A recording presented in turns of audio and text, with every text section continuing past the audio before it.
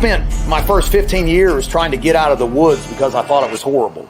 And I spent the next 20 years trying to get back.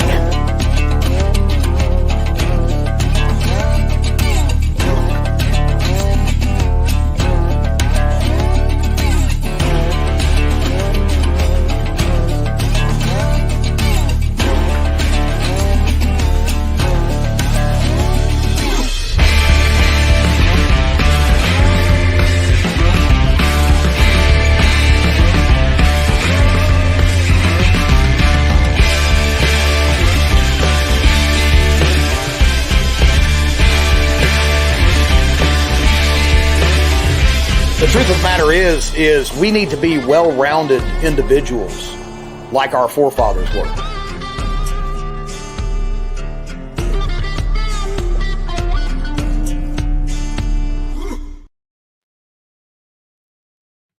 And what is up, all you people out there in social media land? Of course, this is T with Mountain Readiness coming at you live from good old foothills and mountains of Appalachia. And of course, we are here with Homestead Medical, Mr. Chuck Peoples. Chuck, appreciate you, brothers, joining us here on the holiday Monday. So guys, of course, before we get started, I see we got some people in the house. Guy, we got Apocalyptic Prepper. I like the name. Nothing wrong with that. Sandra Davis, Matt King, my dude Matt.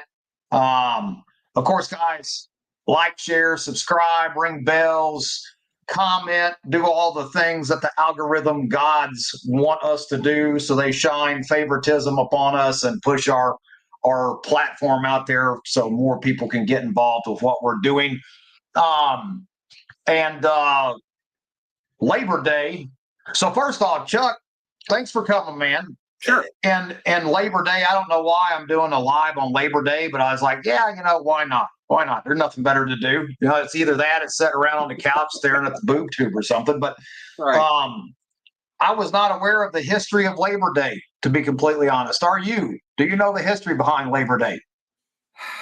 Yeah, but I can't remember the exact. I read something on it years ago on school, and actually, I just read something about it a month ago, and I can't recall any of it, to be perfectly honest. Well, I was sitting there, I was like, Labor Day, how did Labor Day get even started? And it turns out that Grover Cleveland, 1894, June 24th, he put it into law, but the kicker was it was just for federal workers, nobody else.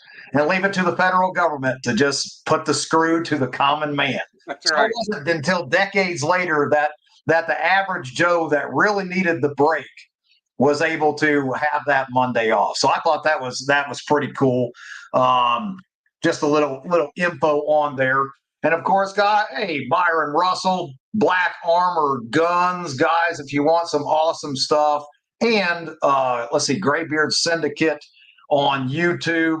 Check out my friend Byron right there. Byron, throw up your media link up there on the comments so everybody can follow you and check you out, because Byron is an awesome dude, one of the assaulters for Tactical Rifleman with Carl back in the day, builds awesome pew-pews, does great training and classes. That's somebody you'll need to meet too as well, Chuck. You'll really like those type of people. And I got to apologize, Apocalyptic Prepper. I did not know that was you, Will. You've changed your name on me. So now I know it's you. But let's throw a couple things up here on the banners. So first, if you have a question or a comment, throw in there at Hey Chuck, so Chuck can get you an answer to your question. I'll be flagging these. I'm running all the buttons like the Wizard of Oz behind the curtain. So if I miss it, shout it out again. My bad. And of course, if I'm not mistaken, this is your website, Chuck. This is correct right here for people to. Yeah, that's it. It's also homesteadmedical.us, but it goes to the original name of the company, AppalachianMedicalSolutions.com. But yeah, either one will get you there. Now, can I ask you, because Mountain Readiness is actually Appalachian Readiness LLC. Did you just change it because nobody could spell it? Was that the deal? Because that's what we did. Pretty much. And I'm good friends with John Willis from Special Operations Equipment. And he told me, he said, the name of your business is too long, shorten it up. So we were sitting there and we kind of came up with Homestead Medical. He said there's too much, and half the people can't pronounce Appalachian correctly. You're right. Yeah, that was where, and that was for you, Chuck. I just threw that up there. I'm going to assume that's one of your peoples there. Yeah, that would be my son. Well, you expect nothing less, right? You expect nothing I less. wouldn't expect anything less from him. Let's see here. He says, I love that. Yeah, exactly. Nailed it. Andrew, nailed it, bro. That's it. That's it. To the T. So yeah, depending on what part of Wilkes County, like I live in, that's dead on the money right there. I'm in West Virginia, so it's the same thing. So Homestead Medical is a lot easier for people to digest and pronounce and spell, and it kind of went with the whole theme of really what I'm trying to do is have advanced medical skills there for your homestead, for your family. Which is huge. Yeah, that was our thing too. When we first started Mountain Readiness with Appalachian Readiness, it was we kept getting messages like, we can't find your website, we can't find, and I was like, okay, this isn't going to work. Yeah, I'm not going to lie, I struggled with it as well. So let's see here. So guys, Chuck, give me your background. You got 30 years in the business, EMS. You've worked overseas as a contractor, private contractor as well, correct? Correct. Yes. And so you've seen all the cool guy stuff and all the harsh stuff that comes with grid down, nasty, bad situations. Give everybody here a little bit of your background so they know what you've been doing over the past 30. A firefighter, paramedic, critical care paramedic. I worked your traditional EMS for over 20 years, flight medic too, part-time. And then I kind of got tired of my education didn't equate to my pay. So I started doing contracting work, and I've worked overseas in several locations. And also before that, even working traditional EMS, I was deployed to a lot of disaster areas. Whether it's, hurricanes, tornadoes, flooding, stuff like that. So that's kind of where my prepping overall started, because that's when I started seeing FEMA in action, and I was like, oh crap, we're screwed if we have to rely on the government, because I was part of the FEMA response, and I saw what a clusterfuck it was. So that's when I truly started back in the late 90s on that, and it's just kind of built. And then this business came about, another event, and John Willis from Special Operations Equipment and a couple other people, Evan Dixon from Radio Made Easy, all them kind of prompted me to start my business. I started mine just after Evan started his, and that all came from from being all of us kind of affiliated also through Special Operations Equipment. And John given me when I said, I think I'm going to start a business, and it was at an event I was speaking at, because people were asking me, do you teach? Do you do this? And I said, well, I think I'm going to start my own business. And there's a couple other people staring. I go, no, you're not. You're just talking shit. And that pissed me off enough to where I went and bought the URLs and, got the LLC and did all that. And started it. So it's amazing how that can be such a great motivator. Well, he knew what he was doing, and it was a perfect motivator. He knew my personality enough by then that, that worked perfectly. I played right into it. Oh yeah, no, that's great. Now your website, you don't just have training. You sell medical supplies. You sell kits. Yep. How has the current state of the world and the economy affected med supplies and medical prices for you? Obviously they've gone up just like everything else. Your standard cat tourniquet, really I'm supposed to sell it at $32 a tourniquet. It went up. They all went up $2. My cost went up $2, that's one of the things I've kind of kept at an even 30. I know it doesn't sound like too much for $2, but you know, it's a loss of $2 on my end, but I want people to have them, and it's just easier at $30 even here. Buy this, because that is truly a life-saving device. And yeah, things have gone up, and getting things, especially now with where you've got conflict, two big conflicts going on two different fronts, trying to get certain things, like try to get a 14 gauge decompression needle right now. It's still been difficult. It's been difficult for a year. And just certain things, you know, my sales reps from the companies I deal with are like, hey, get this now, or, oh, it's going to be a while. Don't expect a whole lot, or it's going to be on back order, because everybody's getting up. And, you know, the U.S. government, usually their fiscal year ends in October. They start putting their orders in the summer when they start ordering equipment. So I always expect certain things to be short July, August. But I was just talking to them now. There's another shortage coming. They're stocking up even more. If that kind of tells you where our things are going, they're buying more than what they normally do for their yearly orders. And there's a lot of training going on. One of the things that caught my eye, the largest patient evacuation, patient movement fleet with the Air Force just did their largest exercise ever. And these are the large C-5s and the large aircraft that move them, you know, from theater to, like, say, Germany, or, you know, stuff like that when they're first wounded. But they were doing their largest patient movement exercises they've ever done. So that ought to tell you something. You know, something's going on. Everybody else across the board is doing training, but I know some of the tie-ins that I have and the things I pay attention to medical-wise with the military and the government, there is a lot of activity and training going on. Yes, and if there's anything that I personally can't stress enough, is if the government says you don't need it, buy two. And right now, stuff's getting stupid, guys. And for my good friend Matt King here, who is on here, Chuck will be at Mountain Readiness. Yes, Chuck will be at Mountain Readiness. Not only will he be at Mountain Readiness, he will be teaching some awesome classes that we can get into here in a little bit.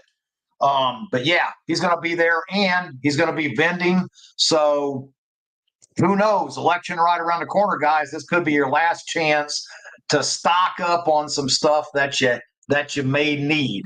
And even if you don't need it, I tell everybody, stock up for your friend, because it's amazing how quickly medical supplies dwindle when that emergency happens. I mean, down to wound packing, that little bitty roll, it doesn't go that far. I tell people, you don't have enough gauze.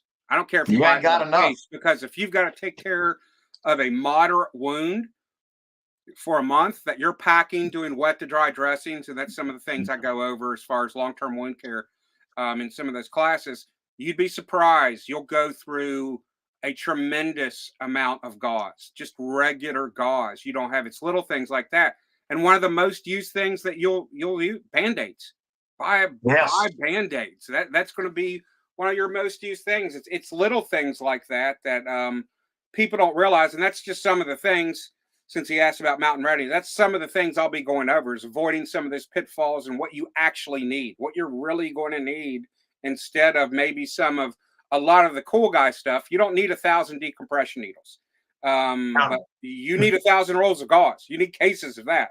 That is right. True.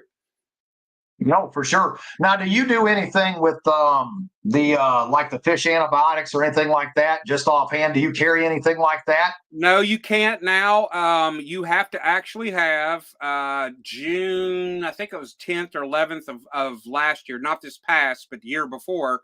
They actually the feds, you know, FDA or good friends, they came down with the thing that even with the animal antibiotics now, you have to have a prescription from your vet.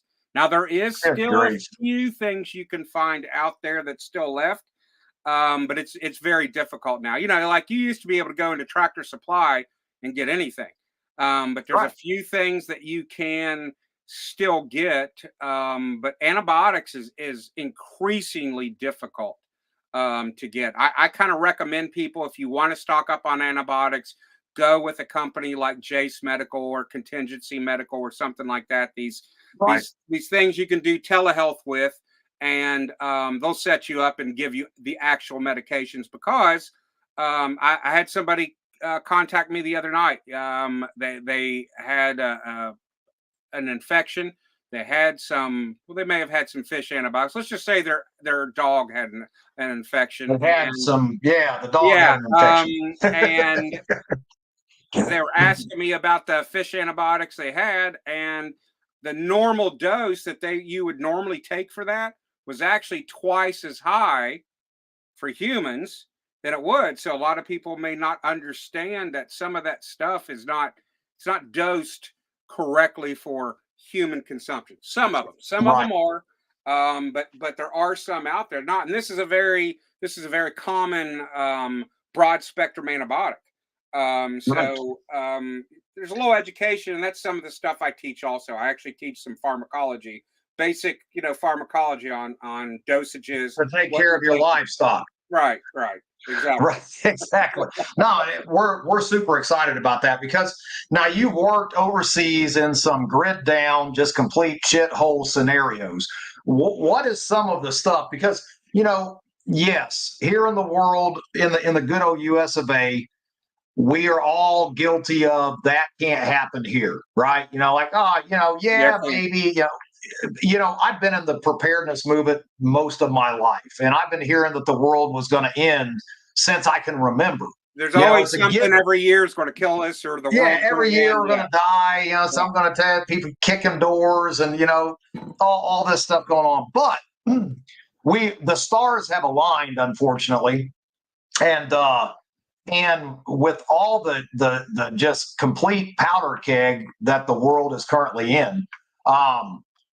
Just down to how bad the natural disasters are getting anymore. Oh, yeah. Tornadoes went from, to just wiping out entire cities, leveling them.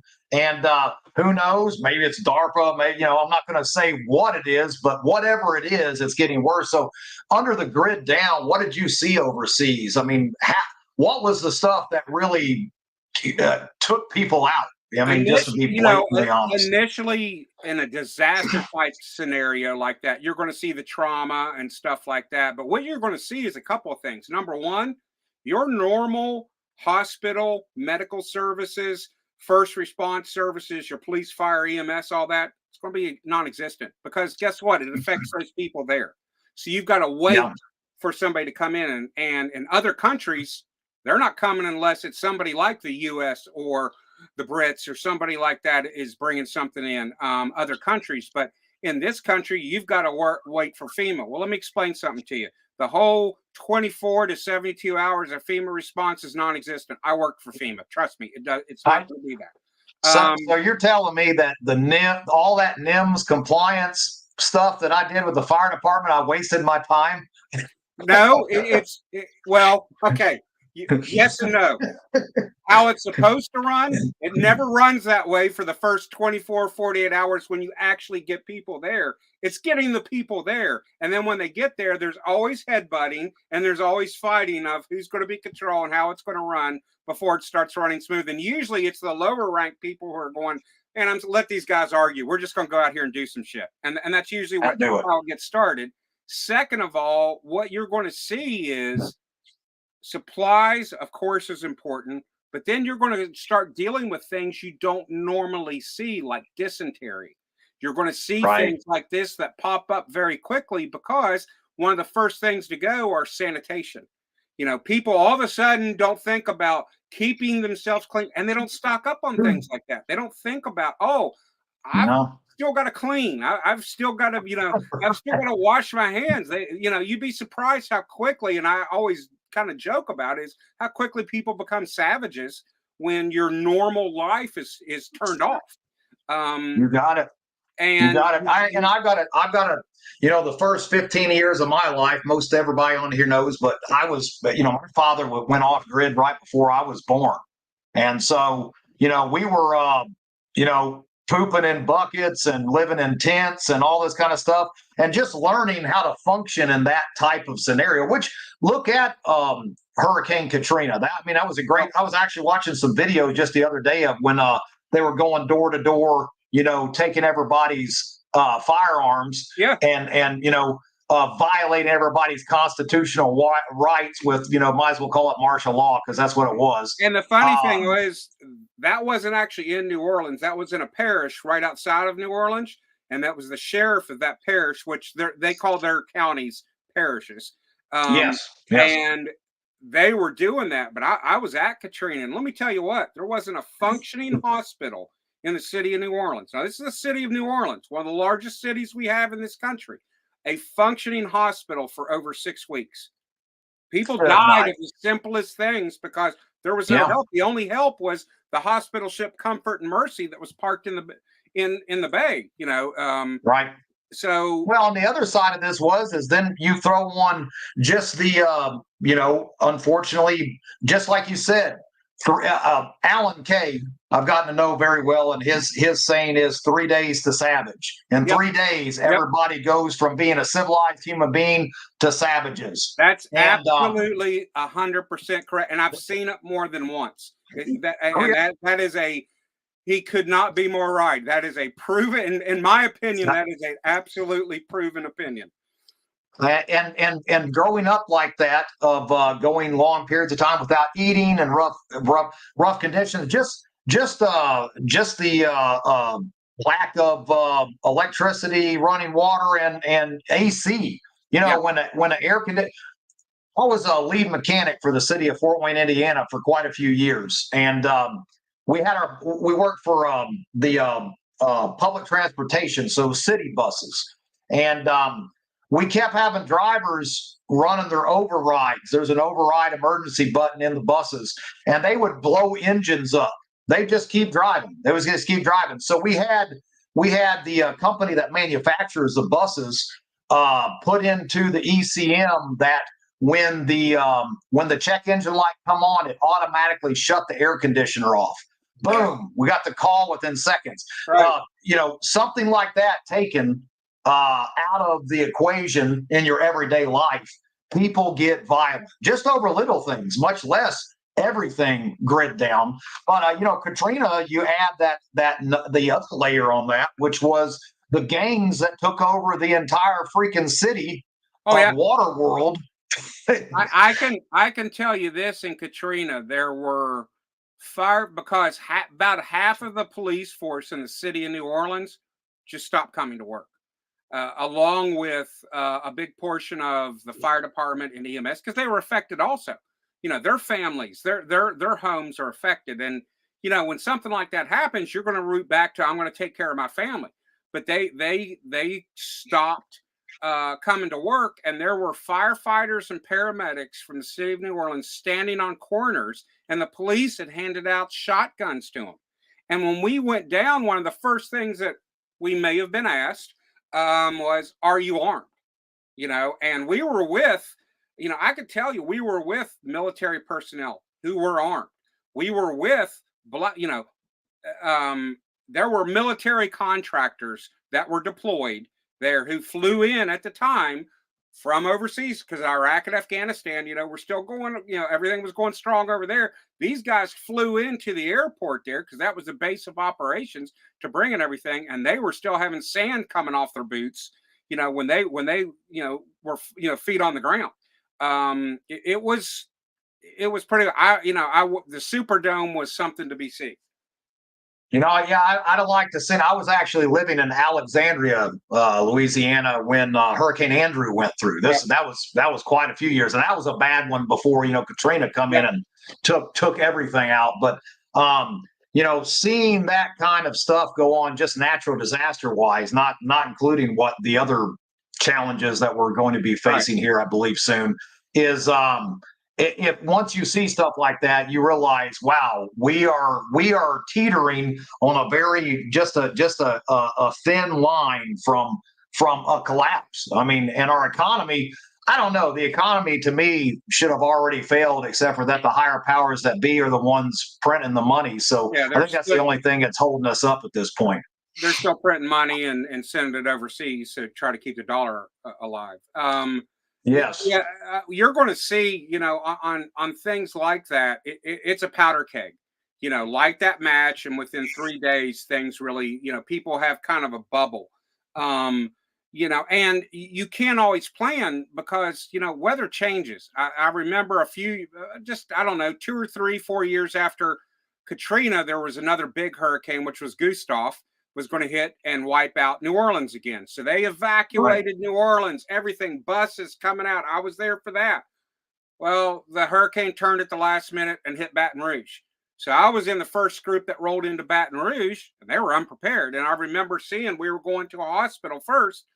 The hospital in Baton Rouge, the largest one, 7, 8 stories tall or something, and it had all glass front, and about 3 floors worth had no glass in those rooms, you know, on that front on one side. So, you know, it's things like that happen, but you're going through and, you know, you think, oh, I'll be okay. Let me tell you what, people were getting killed because they had a generator. And, you know, and the first thing that shows up are, and if you're not prepared, you're going to pay, because I'm not kidding you. As we were rolling in behind us were 28-foot Ryder trucks full of cheap generators that they were selling, you know, that would normally be $300 or $400, and they're selling them for $2,000. A bag of ice. I mean, entrepreneurs come out and take advantage. A ice truck goes rolling in, was selling a 3-5 pound bag of ice for $20 and was selling out every day. You know, not in America. That stuff doesn't happen. No, it's a different world. You know, if you ever want to know what, look at the videos of these third world countries where they're bringing in food, right? They can't even hand that stuff off the truck without them hacking each other up and beating each other. I mean, it turns into a riot over a bag of rice. I mean, I've seen it where handing out food and doing that when you're just trying to be helpful. It's the last thing we learned really quick going into some areas that I was in. Don't hand out food. We thought, man, these people are starving, so we'd start handing out MREs and stuff, or water, bottled water. No, forget it. We learned real quick, because they lose their minds and they will start the riot. I mean, it literally. Oh yeah, it'd turn into mass chaos. We go from you know, handing food out to guns up real quick, you know, because you're like, oh, you know, they just turn like that. It's amazing. You want to answer that, Chuck? I got a stance on it too, but he says, what would you say the first 72 hours is the worst in a disaster? No, I would say after the first 72 hours, to be perfectly honest, because a lot of people can make it through that first 72. It's bad as far as services and being alone and you're on your own, because usually it'll take about 3 days before neighbors will start helping neighbors. Now, you'll have some that'll help and go in, but everybody's trying to recover from that for the first few days. But then after that, that's when people get desperate, because then they get hungry, they get thirsty, and, you know, they're hot. And they're saying, well, wait a minute, he's got a generator, or they've got food, or I remember they've always, you know, look at them over there. I haven't seen them. They're not out here like the rest of us. Let's go find out what they've got and take it. We deserve that too. And that's the mentality that happens. Yes. And that's exactly how it goes down. And that's where we really stress, you know, it's not just homesteading, it's homestead defense. Yes. You've got to have a contingency plan to protect what is yours, because under those circumstances, time and time again, no one's going to look at their young children and say, yeah, sorry, kids, you know, no food for you, no water for you. It doesn't go down that way. People do crazy extreme things under extreme conditions. And that can be a good thing or a very bad thing, depending on what it is. It is. And, you know, the thing is you'll also start seeing is that's when illness will kick in after about 72 hours of people being without, because most people don't have the extra medication. Most people don't have, you know, all those different things. And then something small will turn into big because they're going to be dirty. And then that's where you're going to start seeing, I know this sounds funny, but this is what really turns into something very big.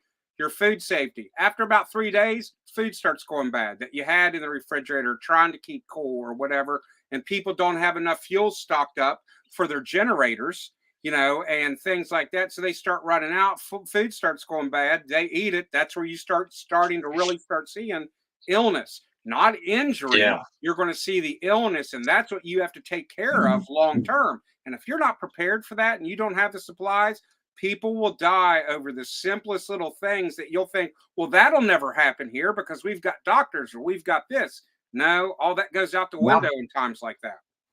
It does, down to and clean water. I mean, that's a huge thing in the survival world and the preparedness world. But from experience, when I was a teenager, we had and it was actually in Louisiana. We had a cistern, the old cistern to drink out of. And for all y'all that don't know what that is, it's a shallow well, high water table. They dig it down, and years ago they used to put silver dollars down in there, to kill off bacteria and stuff like that. Well, we didn't have any silver dollars, but everybody in the household started getting sick. And I kept drinking it. Fortunately, I was the cast iron stomach one of the bunch. But everybody started getting sick, and come to find out, an entire family of possums had fell down. They had crawled down in there and died, and they were decomposing. And we were actually drinking that water with the dead possums in it that were coming apart. That right there, that's how you die in a good down situation. That is. You may have that stream in your backyard that's your backup water source. Oh, that's a freshwater stream. What's upstream? What's laying dead upstream? Do you filter your water? And do you purify your water? Two different things. And you've got to combine them, and you have to start thinking water, food safety, cleanliness, hygiene, all that ties into medical, because when that is not done properly, it becomes a medical problem. And I've seen people die in areas like this that they get, a food illness or a waterborne illness, and they literally die from dehydration because of diarrhea.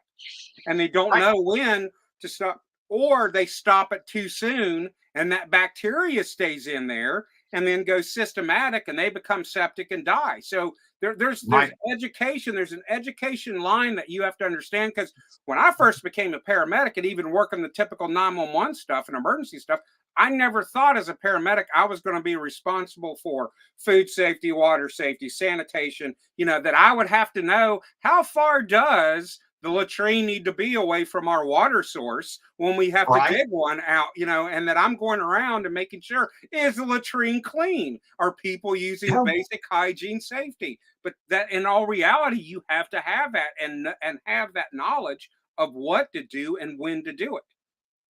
Right. And Vanna Carson, she says, how safe are the LIF Straws? I believe they're pretty safe. I know the brand LIF Straw is not as good as the, my mind went blank. There's one that is way better. Help me out, Chuck. There's MSR does a real good one. It's a name brand one. Everybody swears by it. I've got them, and I can't think, but the little blue. I've got one sitting in the next room. I literally cannot. But don't Google the reviews, and I'll try to put something out there on Mountain Readiness with the name of that straw. I'll ask you, Janet, have you ever used a LIF Straw? Have you tried to suck water through that? Yeah, the Grail water filter is excellent. Grail. There it is. There we go. Janet, test your equipment. Does LIF Straws work? Yes, they don't work as long as you want. And trying to filter water, you need a system to where you can filter a lot of water at once. Sticking a straw in a puddle, last resort. That should be your third or fourth backup. That should not be your primary. Sawyer is really good. I've got Sawyers. I've got Grail. That's the E. That's the E in the pace. Exactly. That absolutely is the E. That's the E, 100%. And I tell everybody, if you're those things like that, if you are rubbing sticks together to make a fire, shit's went bad. If you're sucking water through a straw, it's going to be a bad time for you. Well, Christy makes up a good point. What about the UV sanitizer thing? Yeah, those actually work, but here's the thing. That sanitizes your water. That doesn't filter your water. All right. And it may not kill what there could be bacteria in there. It does work, but you need to filter your water first, and then you're going to sanitize it. But yes, they do that. I would have a combination of things, you know, and you have to think long term and large volume. You're going to need at the very, very minimum about 2 gallons a day. You're going to need to think about a gallon to cook with and clean with, and you're going to need a gallon for hydration, because remember, you're going to be working hard in a grid down. You're going to be taking care of your land. If you have animals, all that. You're going to be expending more calories, which also means you're going to need to be more hydrated than usual. And it's absolutely, you have to think of large volume in your water sanitation plan. Is how can I do this? So, you know, I would have multiple backups, and the easiest thing to do, store water. That's it. You know, get you a above ground swimming pool. Fill that sucker up. I'm a big fan of just boiling water. It's a lot of work, yes, but you know that there you ensure that it's dead. It's not going to kill you that way. And a lot of this stuff, you know, just like what Christy was saying with the UV water, I don't entirely trust stuff like that 100%. And you have to use small amounts of water. It's literally a 16 ounces at the most water at a time. Right. You know, and it takes that's forever. A lot of work to forever. Do. Right. Yeah. And you got to think about how much drinking, but you need clean water to bathe in also, because there are bacteria and stuff that can get in, because you may have open wounds or you're cleaning a wound with it. So you have to think about that. And we go into that because everybody thinks, oh, wound care, you've got to have saline and you've got to have all that. It's not the case. Awesome. Thanks, Larry. He threw on there the specs for these things. Of course, ultra press cartridge, 300, 150. Yeah. Awesome stuff. 65 gallons, you know, but just like Chuck said, guys, contingency plan. You got to have backups for all of these different applications that you've set up. It's preparedness is layers. It's an onion. You got to have layers. You can make your own water filter with sand and gravel and stuff like that. And it's not hard.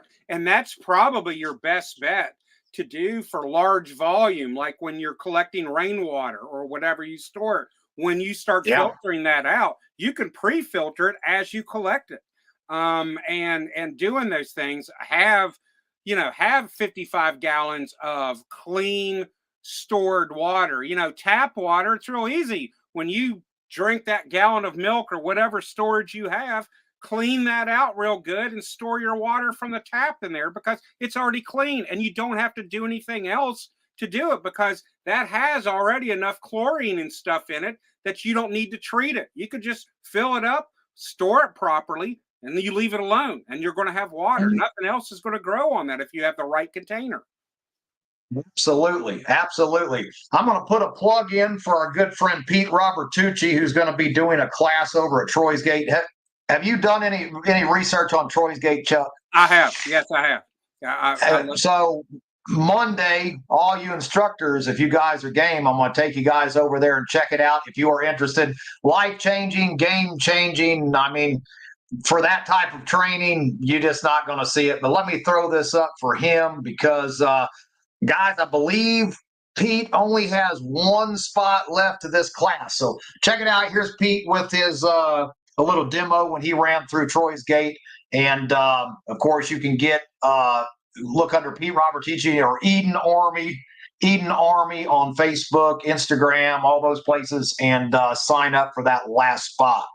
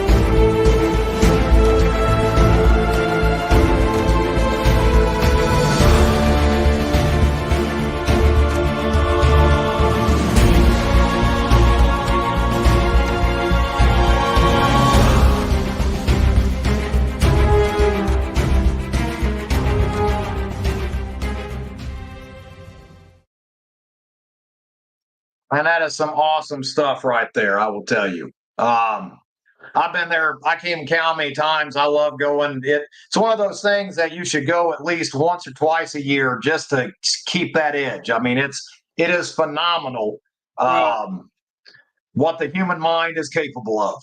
People ask me about, where do I start? What's the most important thing? Let me tell you what, where you need to start is training.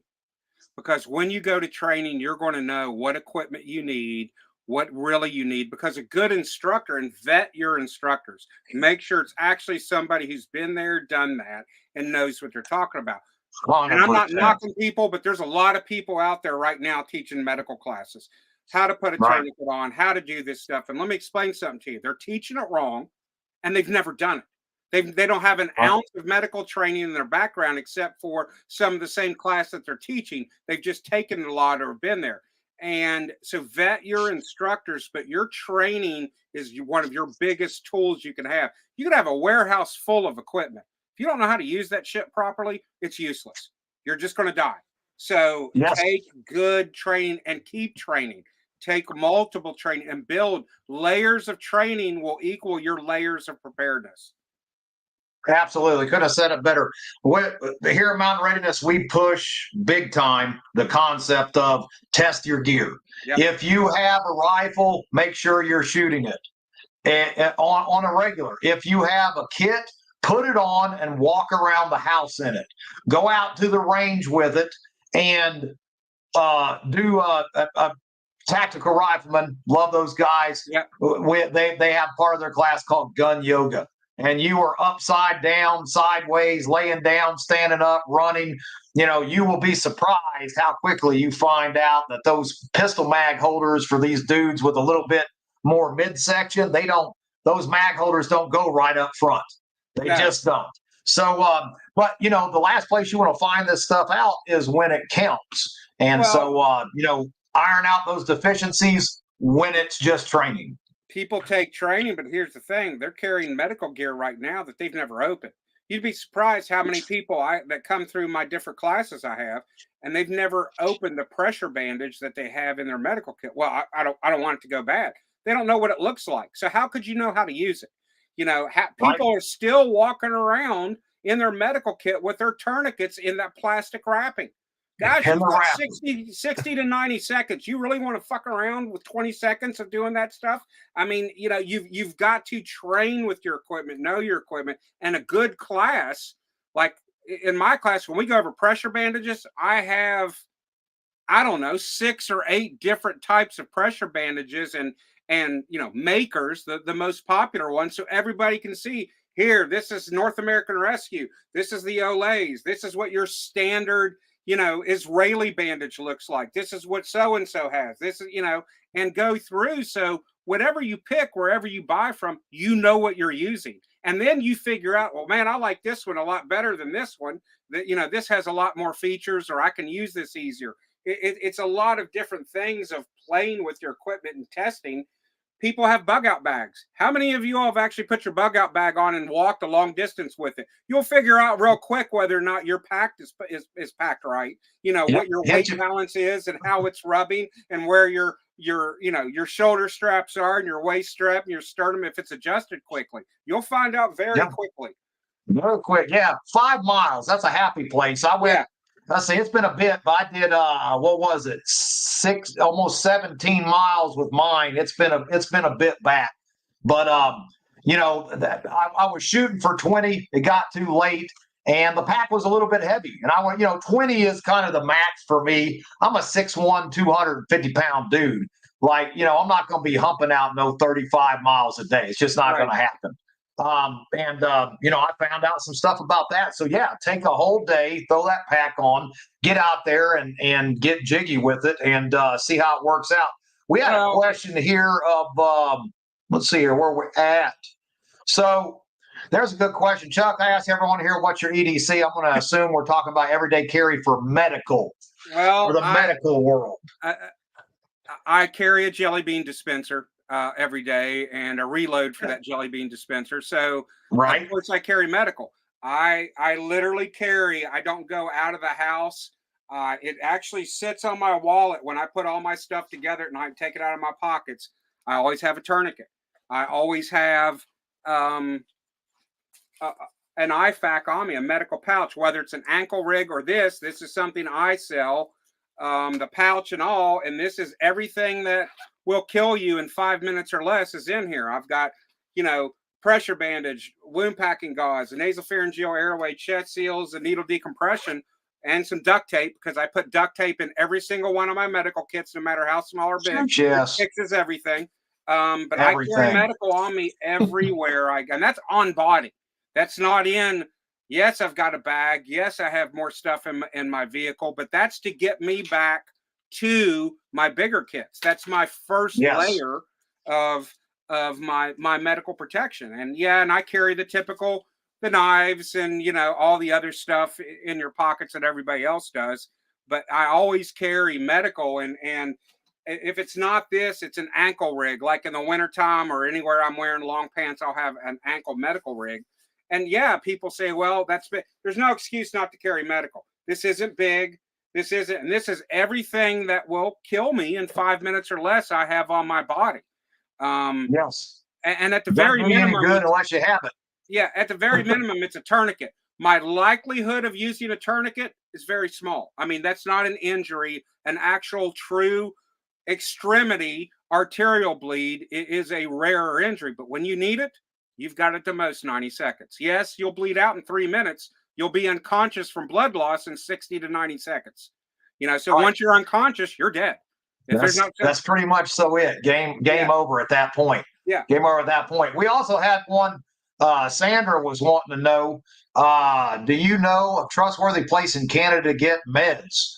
I've got some friends there that I could find out, but I believe Jace Medical and I think even Contingency Medical now actually is able to send you product in Canada. I'm almost fairly certain Jace can, and I think Contingency also. And there's a few other companies out there that are doing the same thing.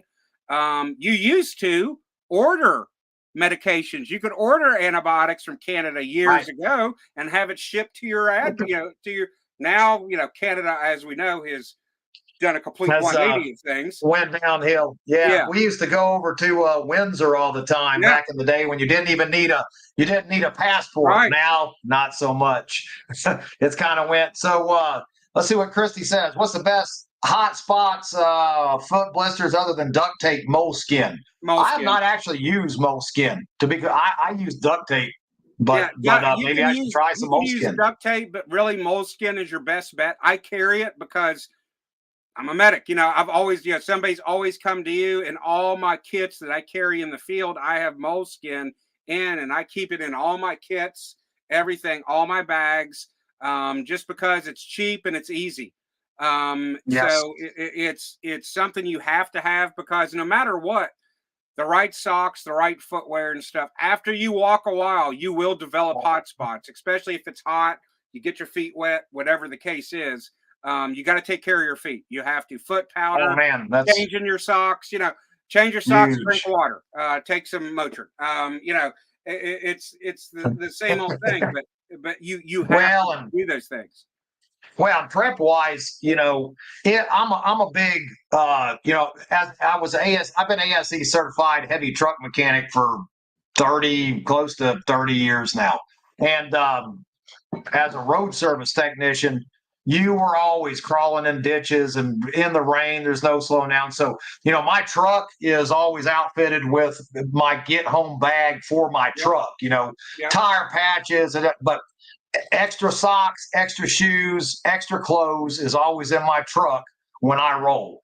And same with me. It's a have to. That there is a layer that, look, if you guys aren't carrying an extra change of clothing, you get in a bad situation just for the mental state, because we all know that survival, if you've ever been in some bad situations, which I know I have, I'm sure you have as well, survival is a mental game.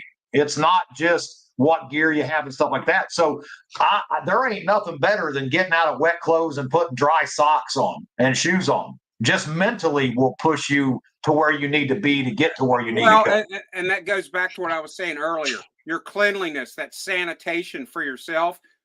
You may not be able to find a shower. You may be stuck out somewhere, but like the wet wipes or dude wipes, that stuff, having that in your Yeah, bag, man. that's essential. Every bag I have some. I just this couple days of this Saturday, I actually went and bought a bunch more of the small kind of travel packages. That's what I keep in all Yep. my bags and my gear, because you can wipe out and just refresh yourself. And it's a morale booster. You know, having little things, just like even with your water, if you want to and you want the little flavored, you know, things, put a couple of those in there, whether it's lemonade, whatever. And it can also be an electrolyte replacement, but having just something flavored is good. I always make sure, no matter where I go, you know, I've always got a small stove with me, and somehow, some way to make coffee, because I live on coffee. I'm drinking it right. Yep. Yeah. And Cheers. I'm not going to be somewhere. I've been places where I couldn't have coffee, so I fixed that in my vehicle. I've got a small stove. I've got, you know, at the worst case, instant coffee, but I've got a coffee press. I could do it all. French press. Because that's a psychological, you know, thing with me, because that puts me in a better state of mind. That is a morale booster for me to have coffee, because it's a comfort. And I make sure I have it because I know that works on me. And it's something that, you know, people say, oh, drink something warm, it'll warm your body. It does to a certain extent. Once it gets into your stomach, it'll do. But it can also be life-saving. You're cold, you're hypothermic. Having warm liquid will help raise your body temperature. Not alone, but it assists it. Yes. No, that's 100%. I can't agree more, especially when we're talking about coffee. I see one of the most important preps is a percolator, both small and normal size. Amen, Patrick. Glad you could join us tonight. I know you're always working all the time. I've got 2 of each. 2 of each. Yep. Same here. Same here. But no, these type of things is guys, is what you really need to start focusing on, because we're not going to a better world. It's just not going to happen. I don't care if Trump makes it. If Trump makes it in, I think that they're just going to blame the economy on him. They're going to just dump it. That's what's going to happen. And then you're still going to see the same result. It's just they got somebody to blame. Trump, you know, it doesn't matter what president's in. Let's be honest. There are people more powerful than them. That's the ones who control the money and has the most. The BlackRocks and all that. I mean, look what BlackRock has. And then when you start following, just on a side note, you ever want to go down into another rabbit hole, go and see who the stockholders are in BlackRock. You'd be surprised. A couple familiar names you'll come up with. Oh yeah. Who believe me, their PR campaign's great. Oh, just this nice old guy who's rich, lives a humble life. No, he doesn't. Yeah. Yeah. No. Yeah. And yeah, just Google BlackRock, guys. It is amazing. These guys own everything. I was actually reading some stuff where of course, BlackRock and all the companies that fall under them, these investment companies have literally bought up everything when it comes to realty. And now, of course, they're leasing. Chicago is completely owned by BlackRock now. If you go, you'd be surprised. I thought when I first went down that rabbit hole, I thought it was just real estate. Man, they own so much more. Food. Restaurants. They're the one who. This is what just happened to, you know, everybody's seen where Red Lobster filed for bankruptcy or whatever. I mean, I don't pay, but I just saw this. That's because they own Red Lobster. They did it on purpose, because what they do is then their buddies, their other holding companies, go in and buy the real estate. The people who own the franchises and own the property, they buy that. And then they raise the rent on them, and then they buy the equipment supply companies and everything. It's crazy. They go in and take care of everything, the food supply, equipment supply, all of that, and just Maui. Of course, they own Maui. Yeah, yeah. Enough about that. We're not going to talk about lasers or anything like that on this episode, but yeah, I know it. Guys, if you haven't heard of BlackRock, man, check it out. You know, check that stuff out. It is big time, crazy. These guys own everything. They're setting us up. I mean, unfortunately, we're getting set up in this world for it's going to be England again. You have to get permission from the king to hunt on the land, to drive on the roads. You got to get permission, to be deeded land. No one will own anything, and that at the end is what it will come down to. it's also going to be your health care. This is the reason, one of the Oh, reasons yeah. I went to that's because it's going to be select health care. They're going to deem you by your social credit score. No, you can't get that type of health care. Or, no, you don't need that. So it's Yeah. even Look at more Canada. important now, Thanks. and your long-term care and having those supplies, because I could teach you. So I teach minor surgical procedures. I teach these things. There's nothing that says I can't show you this or provide you the skill and knowledge for it. I just can't certify you in it. You can't go out and open Joe Blow's wound care clinic, but I can show you how to take care of a wound for 7-8 months that you don't sew up, that's going to have to heal on its own, that you're going to have to do Right. wet to dry dressings every day, and all those things. But I can also show you how to close the wounds. And a lot of people want to learn how to suture. Suture takes too long, it hurts and everything. I teach a skin stapler. I teach suturing, but a skin stapler is Yep. your greatest thing to close wounds quickly, easily, and you don't need the lidocaine and stuff like that. You could staple somebody up fairly quickly without any of that.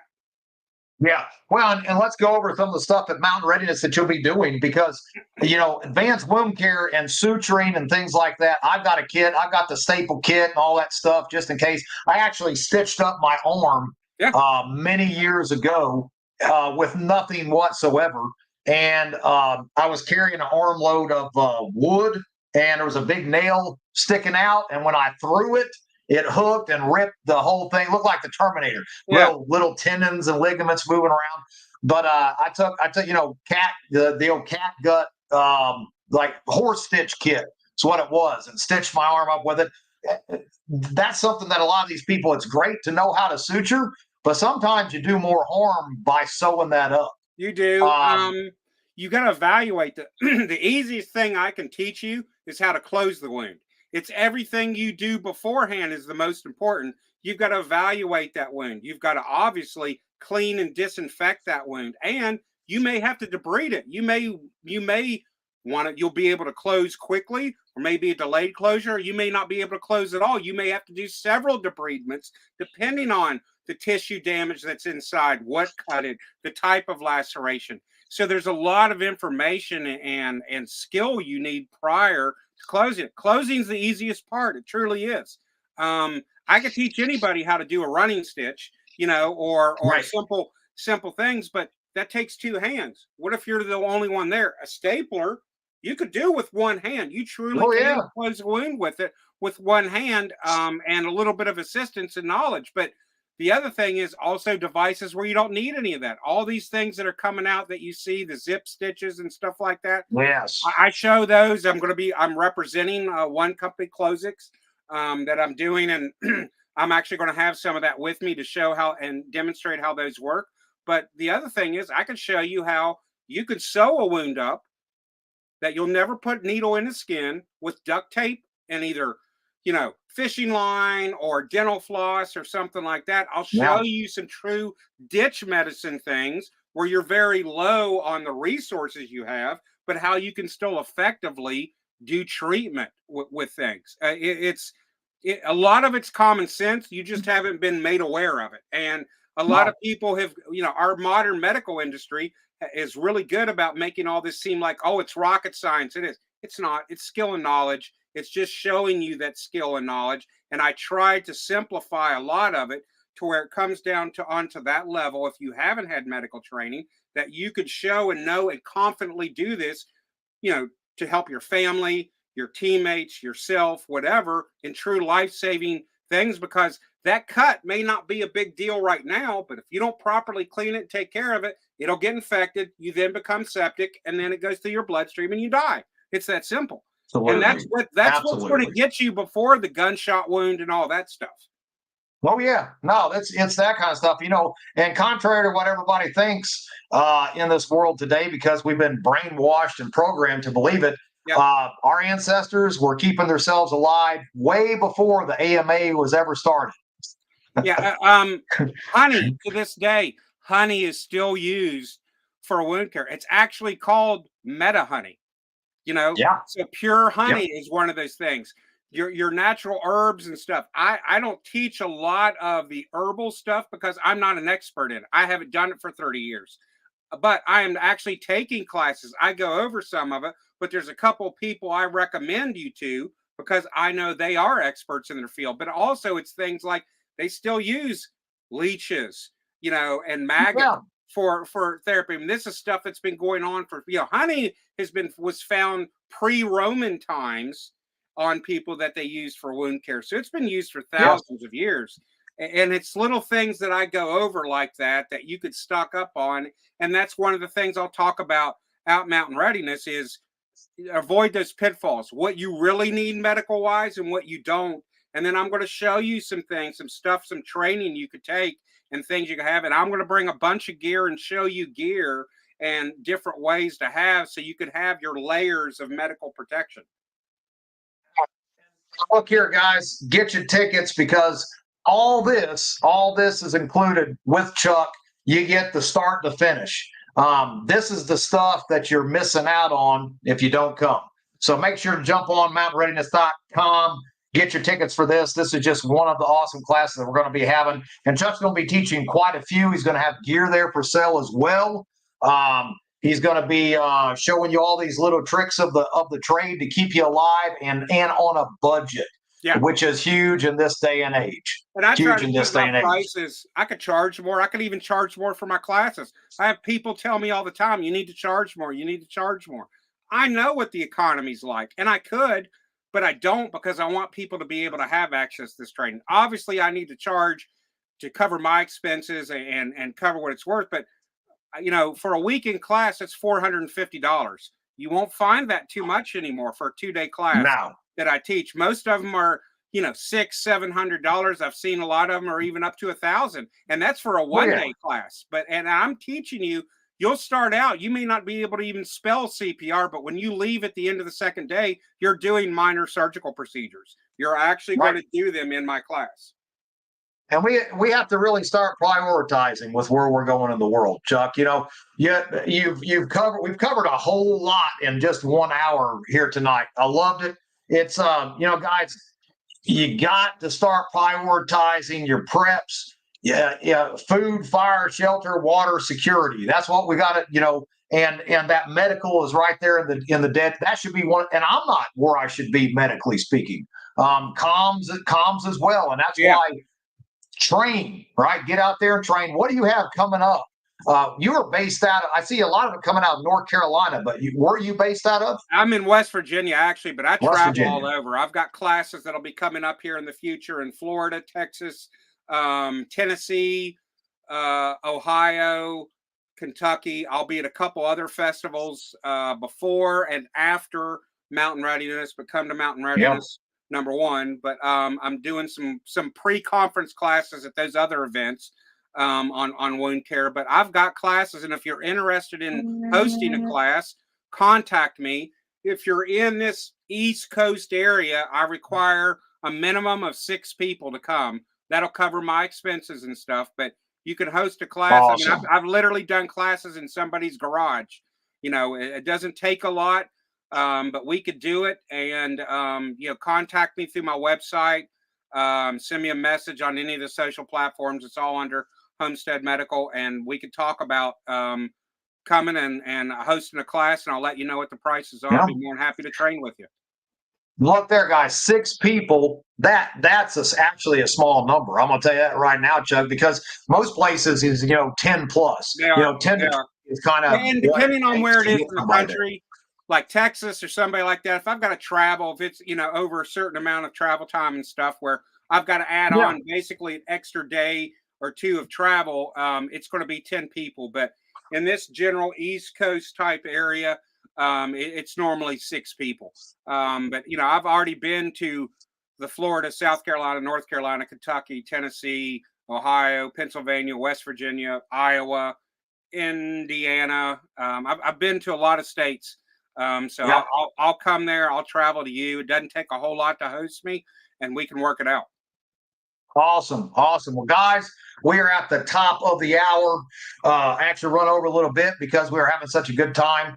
Loving every minute of it. Remember, you guys, it's AppalachianMedicalSolutions.com. Hit Chuck up, check him out, and at the bare minimum, buy some stuff from this guy, right? Support local guys, support people of like minds.